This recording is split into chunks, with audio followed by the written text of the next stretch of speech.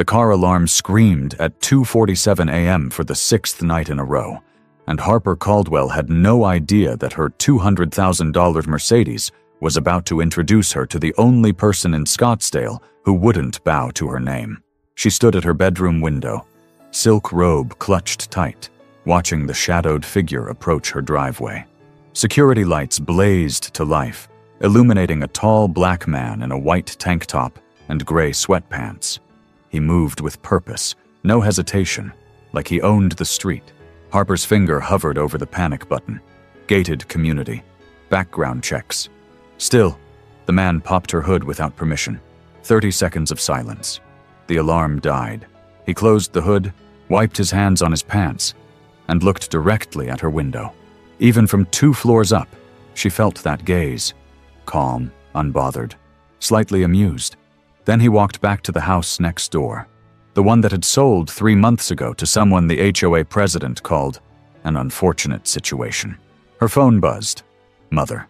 Harper, darling, it's nearly 3 in the morning. Rosa called me. She said that man was on your property again. He fixed my alarm, Mother. Fixed it. Vivian Caldwell's voice dripped skepticism. Or disabled your security. I told you when he moved in, these people look for opportunities. Your father should have blocked that sale. The Fair Housing Act exists, Mother. Laws are suggestions for people with good lawyers. A pause. I'm calling Harrison. The HOA needs to address this. The line went dead. Harper stared at the dark house next door. A single light glowed in what she assumed was the kitchen. Was he making coffee at 3 a.m.? Who does that? Her phone buzzed again. This time, Chad. Babe, heard your alarm going crazy. Want me to come over? We broke up, Chad. Doesn't mean I stopped caring. His voice slithered through the speaker. I also heard your new neighbor's been lurking around. Say the word and I'll handle it. Handle it how? I know people. Cops, lawyers. One complaint and he's... Good night, Chad. She hung up and looked at her Mercedes gleaming under the security lights. 6 nights, 6 alarms. 6 times he'd fixed it without asking for anything. That bothered her more than the alarm itself. In Harper Caldwell's world, everything was a transaction. Favors were investments. Kindness was currency.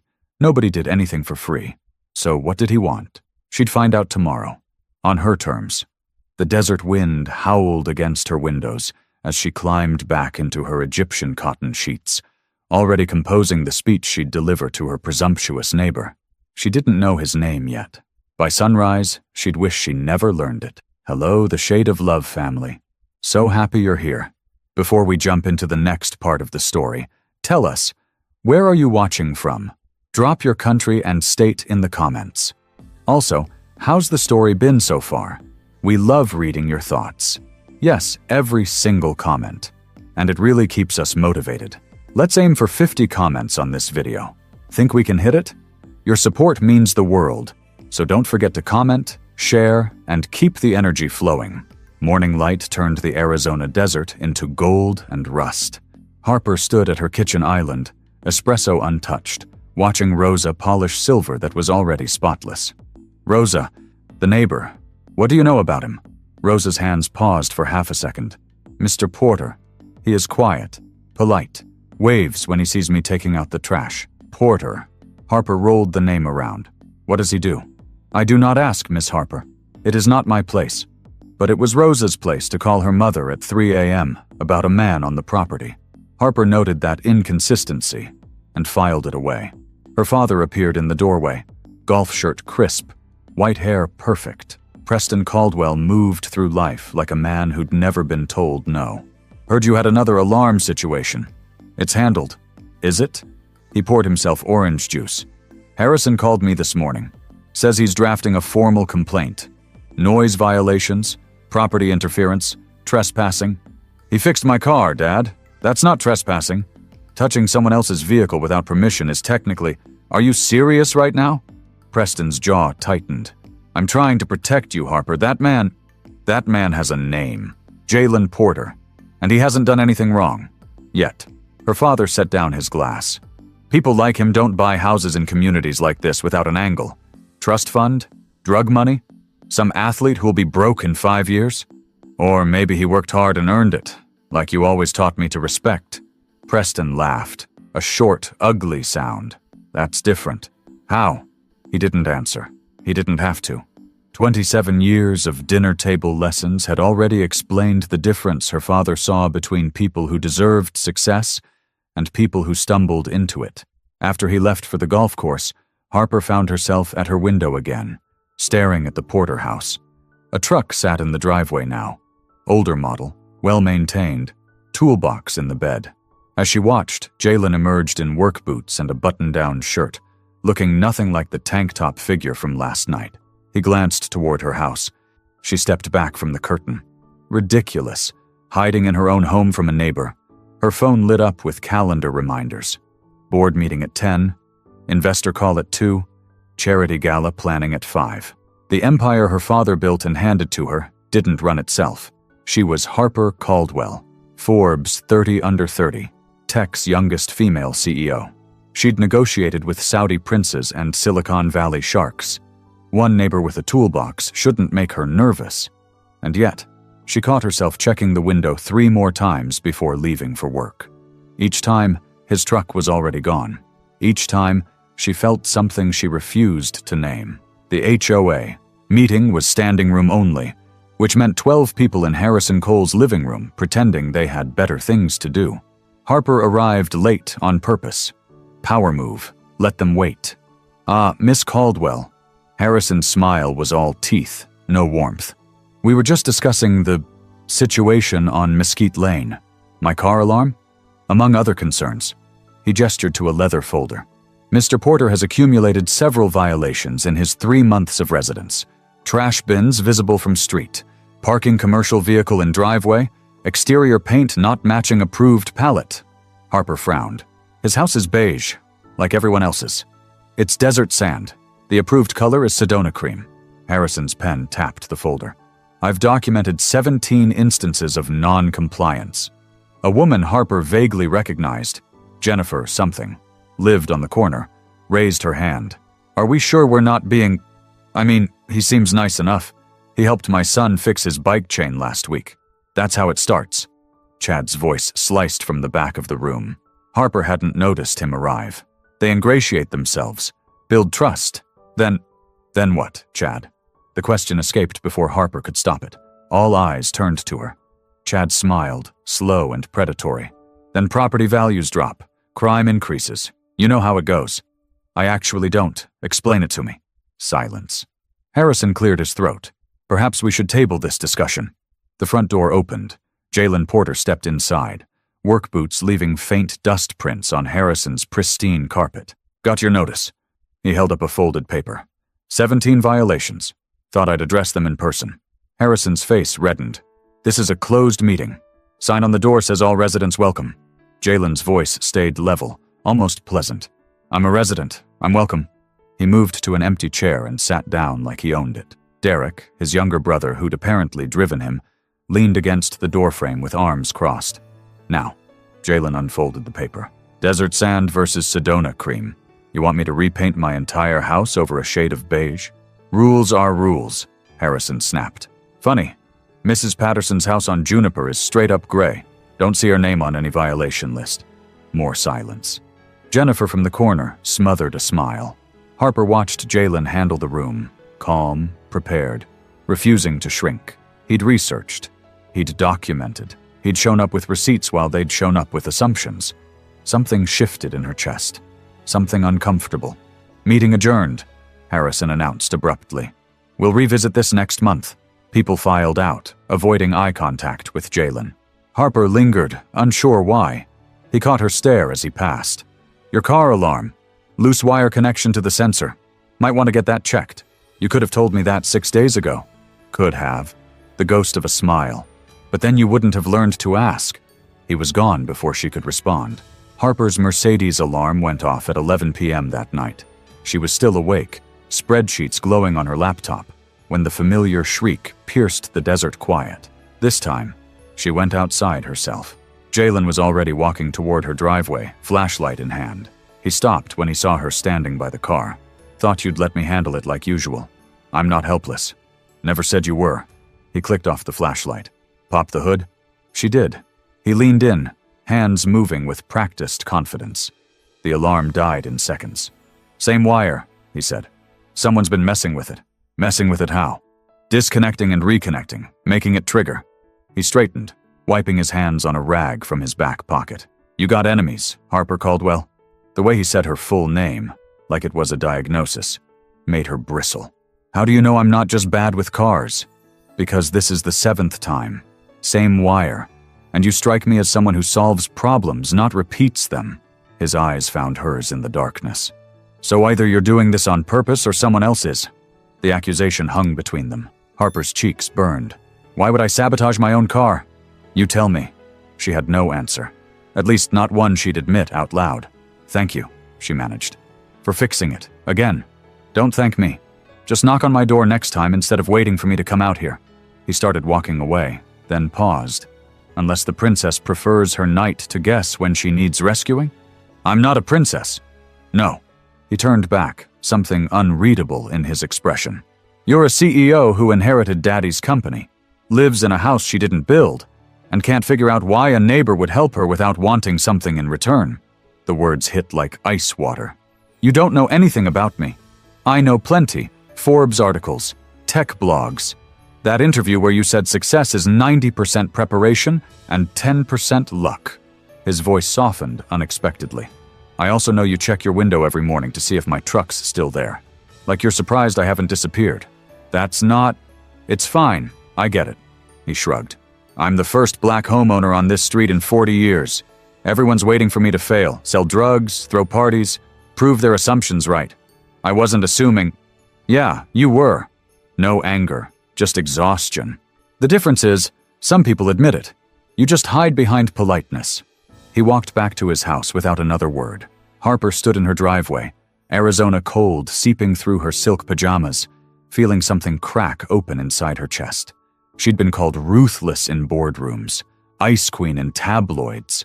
None of it had ever stung like this, because none of it had ever been true, until now. 3 days of silence. No car alarm, no glimpses of Jalen. Just Harper, alone, with his words playing on repeat, hiding behind politeness. She canceled her Saturday brunch with her mother. Couldn't stomach the thought of sitting through another lecture about property values and neighborhood character. Instead, she found herself doing something unprecedented. Research. Not on companies or competitors. On her own neighborhood. The HOA's history was publicly available. Harper had never bothered to read it.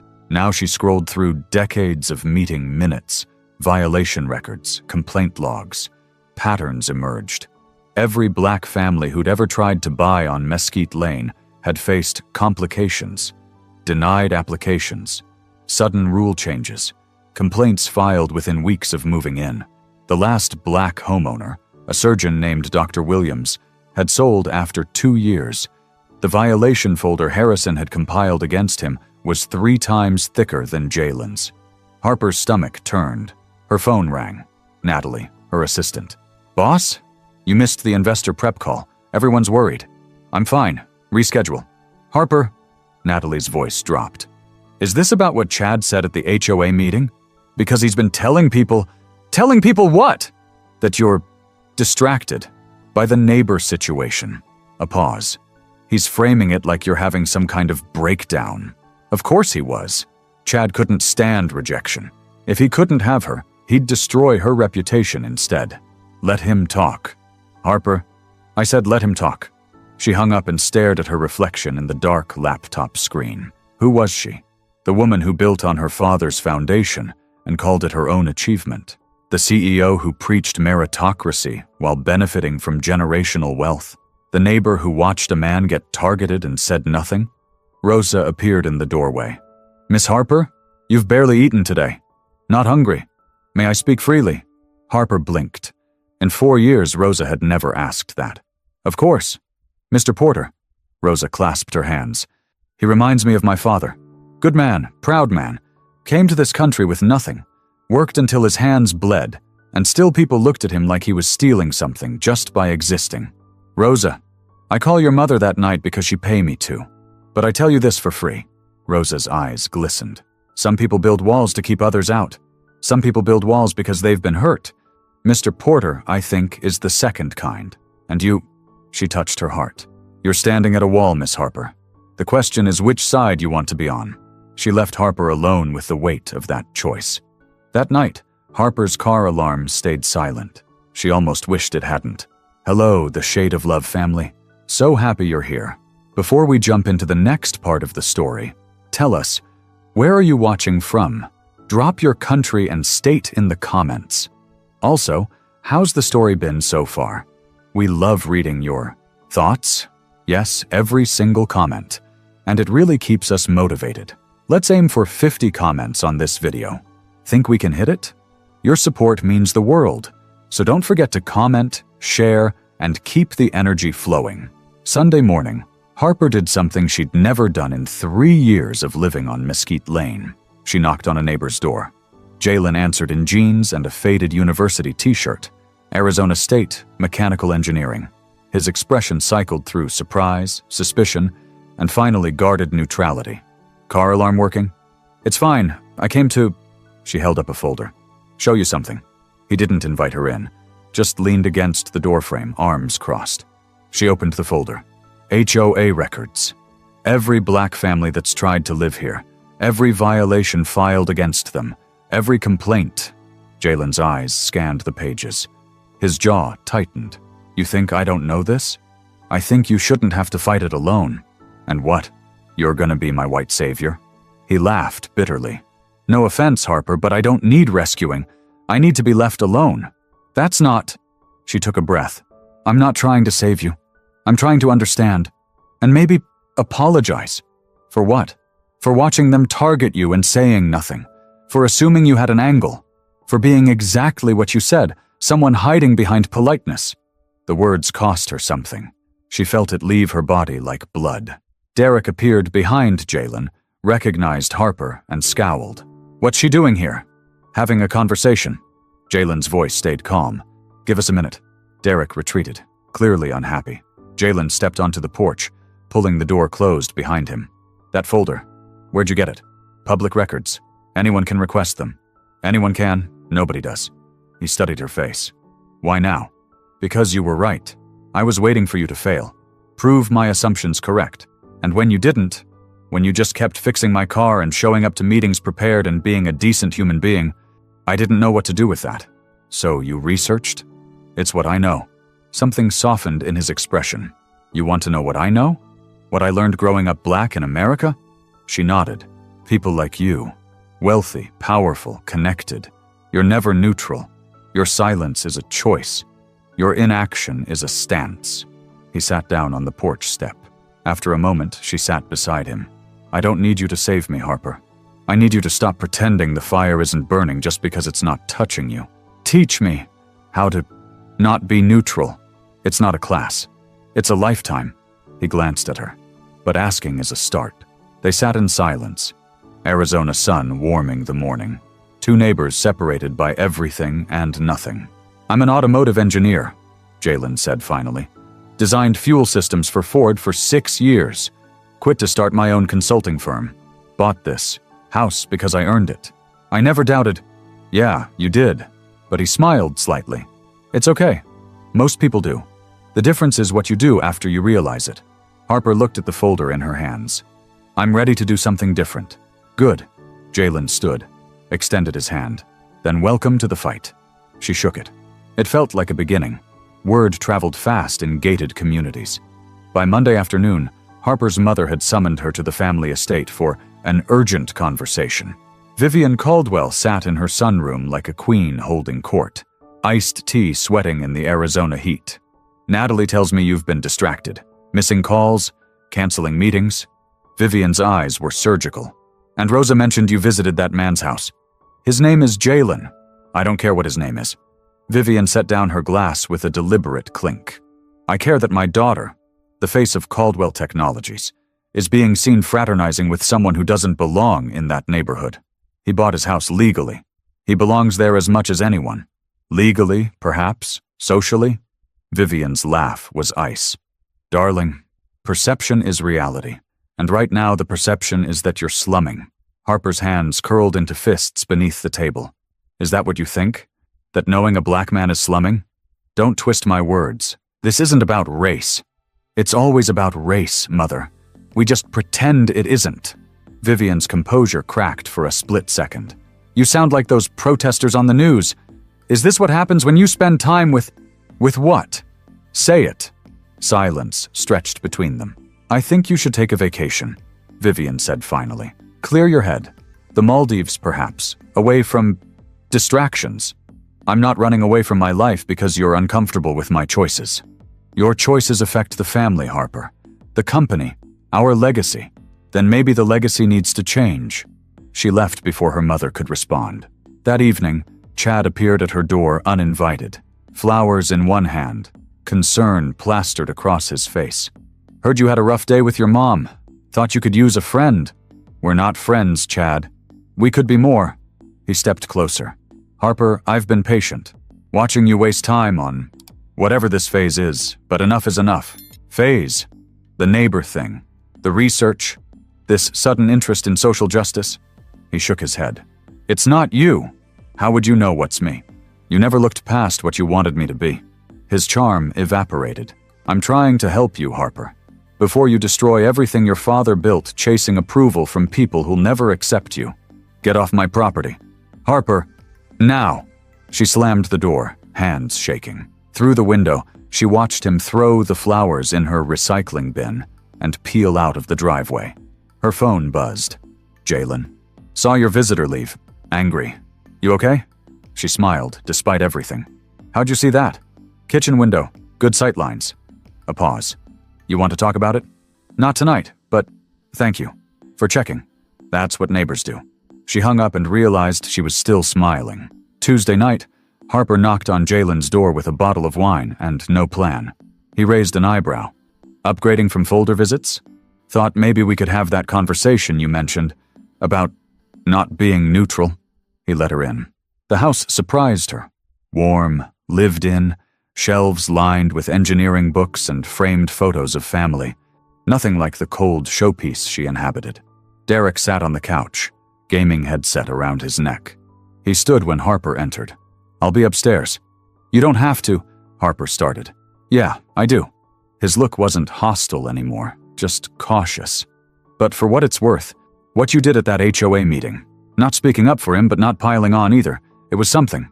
It wasn't enough. No. Derek's honesty cut clean. But you're here now. That counts. He disappeared upstairs. Jalen poured 2 glasses of wine and sat across from her. So, questions? Harper took a breath. What's it like, living here? Being the only one? Exhausting. He swirled his wine. Every morning I check my property for violations before Harrison can. Every time I leave the house, I make sure I look respectable. Every interaction I'm calculating. How threatening do I seem? How can I make them comfortable? That sounds dehumanizing? He smiled without humor. It is, but it's also survival. My dad taught me. You can be right and dead, or careful and alive. I chose careful. Your father sounds wise. He was. Past tense. Heavy. Died when I was 19. Heart attack. Doctor said stress was a factor. Jalen stared at his glass. He spent 40 years being careful, making white colleagues comfortable, swallowing insults so his kids could have better, and it still killed him. Harper's throat tightened. I'm sorry. Don't be sorry. Be different. He met her eyes. That's what I told myself when I bought this house. I'm done making myself small so others feel big. If Harrison Cole wants me gone, he'll have to drag me out. He's drafting another complaint. I saw the email. I know. Got my lawyer ready. Jalen leaned forward. But here's the thing, Harper. Harrison's not the real problem. He's just the symptom. The problem is everyone who sees what he's doing and stays quiet. People like me. People like you were. He reached across and touched her hand. You asked how to not be neutral. Start by using what you have. Money, connections, influence. The stuff I don't have. Use it how? You're a CEO. Figure it out. But his smile softened the challenge. The point isn't that I tell you what to do. The point is you care enough to figure it out yourself. Harper looked at their hands. His dark against. Her pale. I do care, she said quietly. About this. About you. I know. His thumb brushed her knuckles. That's why I keep answering my door. The wine sat forgotten. Some conversations didn't need finishing. They just needed starting. The emergency HOA meeting was called for Thursday. Harper found out from Natalie, who'd found out from Jennifer on the corner, who'd received the notice that somehow never reached Jalen's mailbox. They're voting tonight, Harper told him, standing in his driveway at 6 p.m. Final decision on your violations. Harrison wants you gone. Jalen's jaw tightened. Convenient timing. My lawyer's in Phoenix until tomorrow. That's not coincidence. No, it's strategy. He ran a hand over his face. 40 years of engineering racism into housing policy. They've had practice. I'm going to that meeting. Harper, you don't have to. Yes, I do. She straightened. You said use what I have. Caldwell Technologies employs 300 people in this valley. Half the HOA board has investments tied to tech. If I walk in there and remind them who they're dealing with, you'd do that? Risk your relationships? Your standing? Some things matter more than standing. He stared at her for a long moment. Who are you? And what happened to the woman who called me nobody at her doorstep? She's still here, just learning to be better. The meeting was already in progress when Harper arrived. Harrison stood at the front, laser pointer aimed at projected photos. Jalen's trash bin, his truck, his wrong shade of beige. The evidence is clear. Mr. Porter has shown flagrant disregard for community standards. Objection. Harper's voice cut through the room. I'd like to speak. Harrison's face purpled. Miss Caldwell, this is highly irregular. So is holding a meeting without notifying the accused. She walked to the front. I've done some research. Would the board like to know how many violations have been filed against black homeowners versus white homeowners in this community's history? Nervous shifting. Jennifer from the corner sat up straighter. 347 violations against black residents over 40 years. 22 against white residents. Harper let that sink in. Same rules. Different enforcement. That's not... Harrison started. I also found interesting financial records. HOA funds used for legal consultations every time a black family tried to buy here.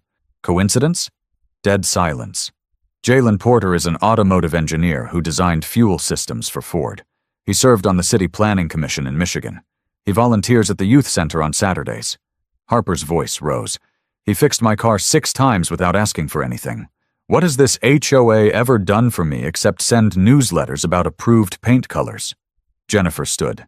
I move to dismiss all violations against Mr. Porter. Seconded, said a man Harper didn't know. Harrison's... Gavel shook in his hand. This is outrageous. Vote. Harper stared him down. Now. The vote was 7-4 in Jalen's favor. Harrison stormed out without adjournment. Harper found Jalen waiting outside, having watched through the window. You didn't have to do that. Yes, I did, she smiled. You taught me that. He pulled her into a hug. Unexpected. Warm. Right. Thank you, he whispered. Thank you for making me want to be worth thanking. They stood there, 2 neighbors becoming something more, while the Arizona stars blazed overhead. The fallout was immediate. Harper's phone exploded with messages. Board members. Investors. Her mother, leaving voicemails like artillery fire. You've humiliated this family. Harrison Cole has connections everywhere. You've made enemies, Harper. Real enemies. She deleted every message without reading. Friday morning, she called a company-wide meeting. 300 employees gathered in the Caldwell Technologies auditorium, confusion rippling through the crowd. Natalie stood off stage, chewing her thumbnail. I'll keep this brief, Harper said, gripping the podium. This company was built by my father, but it will be defined by what we do next. She clicked to a slide. Effective immediately, Caldwell Technologies is launching a housing equity initiative. We're partnering with fair housing organizations to document discrimination, fund legal challenges, and support families targeted by predatory HOA practices. Murmurs spread through the auditorium. I know this isn't what you expected, but I've learned recently that neutrality is a luxury. When systems are designed to exclude, silence is complicity. She found Kayla Jenkins in the crowd, her head of HR, who'd been pushing for diversity initiatives for years. I should have listened sooner. I'm listening now. After the meeting, her father appeared at her office door. That was quite a performance. It wasn't a performance, Dad. No? Preston sat down, uninvited.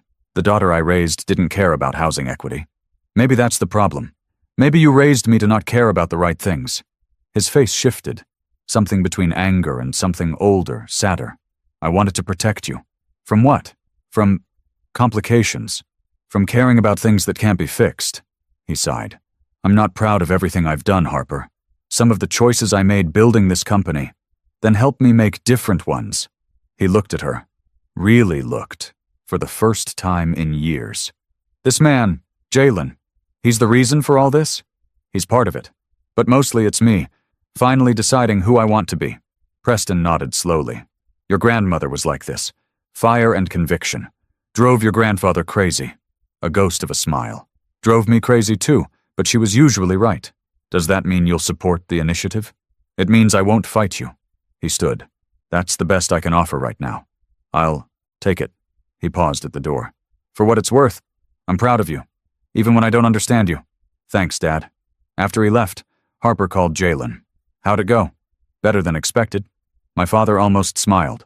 Miracles happen. His laugh warmed her through the phone. Dinner tonight. My place. I'm cooking. What's on the menu? Something spicy. Figured you could handle the heat. She grinned. I've been practicing. Good. Because things are about to get a lot hotter. She hung up, heart full, future uncertain but bright. The old Harper Caldwell was gone.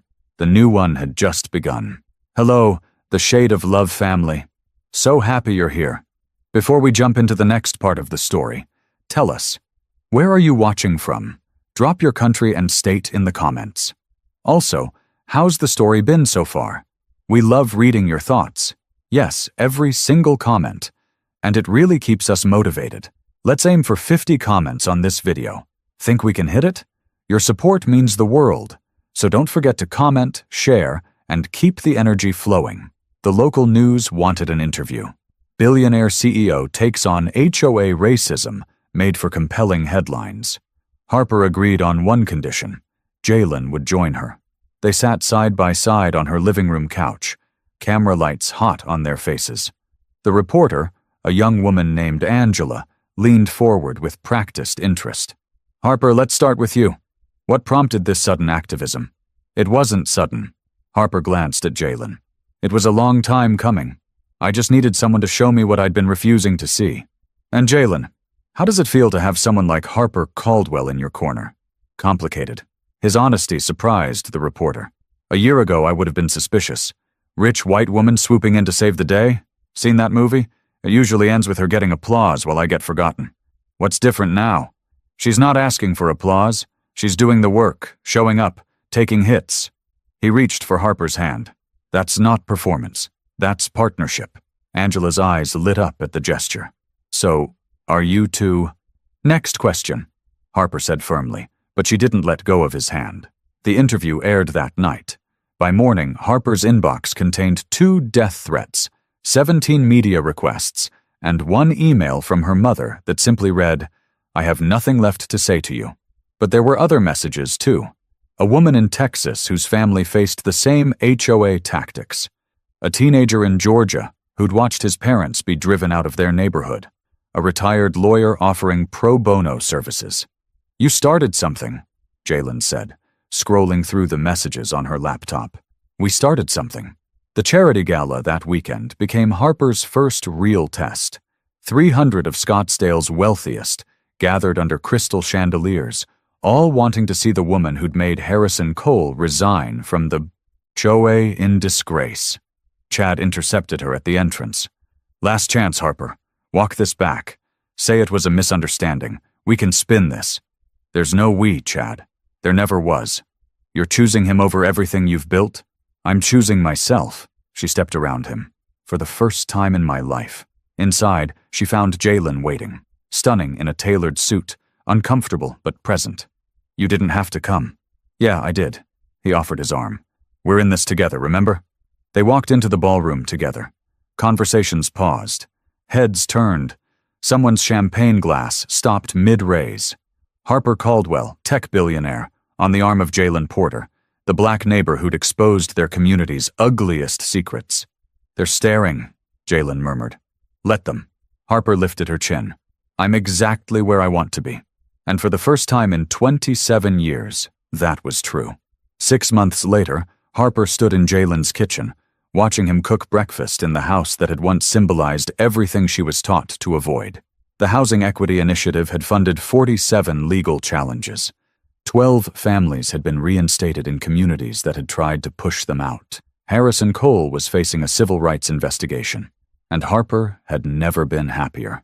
"You're staring," Jalen said, flipping pancakes. "Just thinking about how wrong I was about everything." "Not everything." He turned, spatula in hand. "You had good taste in neighbors." She laughed and crossed to him, wrapping her arms around his waist. "My mother called yesterday." "Yeah? She finally acknowledged my existence?" "She asked if you were coming to Thanksgiving." He nearly dropped the spatula. "Vivian Caldwell wants me at her table?" "She wants her daughter at her table, and her daughter comes with you now." Harper pressed her cheek to his back. "It won't be perfect. She'll probably say something awful. But she's trying. Like mother, like daughter. We're both learning." Derek wandered in, half awake, and immediately covered his eyes. "Y'all are disgusting. It's 8 in the morning." "You live here rent-free," Jalen reminded him. "You can suffer through our happiness." "Whatever." But Derek was smiling as he poured his coffee. "Also, Harper, your dad called the house phone like a boomer. Something about wanting Jalen's input on the company's automotive division?" Harper and Jalen exchanged looks. "Progress," she said. "Slow progress," he agreed. "But progress." After breakfast, they walked outside to check the mail. Harper's Mercedes sat in her driveway, alarm perfectly silent. It hadn't gone off once in 3 months. "You know," Jalen said, "you never admitted it." "Admitted what?" "That you were disconnecting that wire yourself, to get me to come over." Harper's cheeks flushed. "I have no idea what you're talking about." "Uh-huh." His grin was knowing. "Good thing you don't have to sabotage your car anymore." "Oh? Why's that?"